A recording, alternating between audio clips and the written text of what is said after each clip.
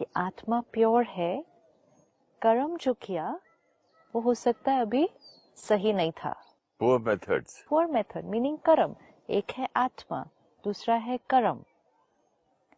हम क्या करते हैं, कर्म को आत्मा से अटैच कर देते हैं और हम कर्म जो आत्मा ने किया उसका लेबल आत्मा पे लगा देते हैं।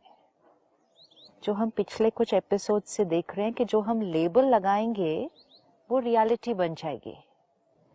आत्मा, आत्मा की प्योरिटी, आत्मा के संस्कार, और फिर ये है आत्मा ने जो किया वो कर्म।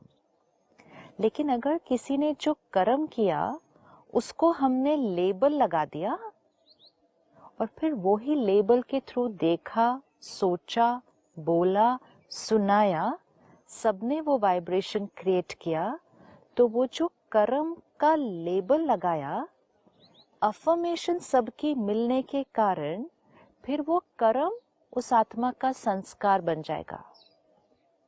सपोज किसी ने झूठ बोला, कर्म किया, झूठ बोला, बात छुपाई, कर्म किया, झूठ बोला। लेकिन अगर हमने कहा ये झूठा है, ये डिसऑनेस्ट है, तो अब वो सिर्फ एक कर्म नहीं रहा, वो उस आत्मा पर लग गया लेबल है।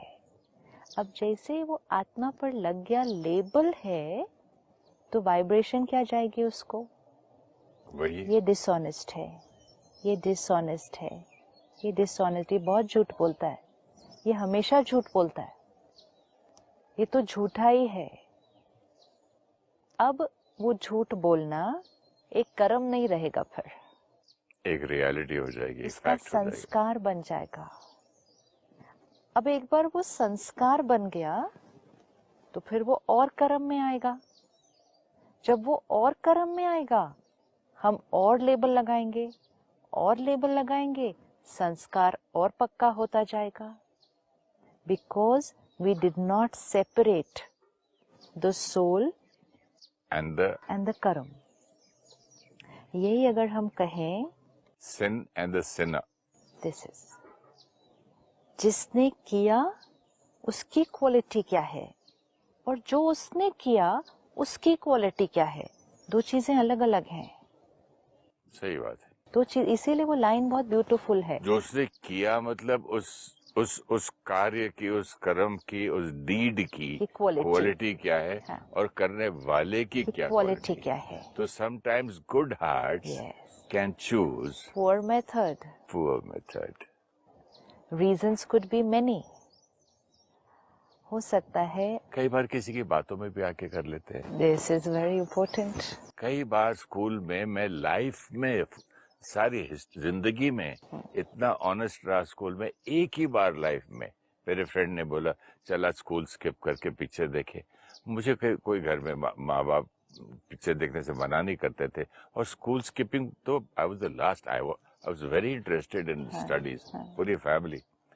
और पता नहीं क्या हुआ, एक्चुअली लास्ट पीरियड स्किप किया और रियली पिक्चर भी देखा, और आया मैं घर पे, I did this without knowledge. So good heart chose poor method, मतलब आत्मा का संस्कार नहीं था, वो संस्कार नहीं था, लेकिन संग के कारण, वातावरण के कारण, बातों में आ जाते कभी किसी परिस्थिति के कारण हमने कोई एक कर्म किया। ये तो छोटी चीज है ना, स्कूल बंक करके मूवी देखने गए।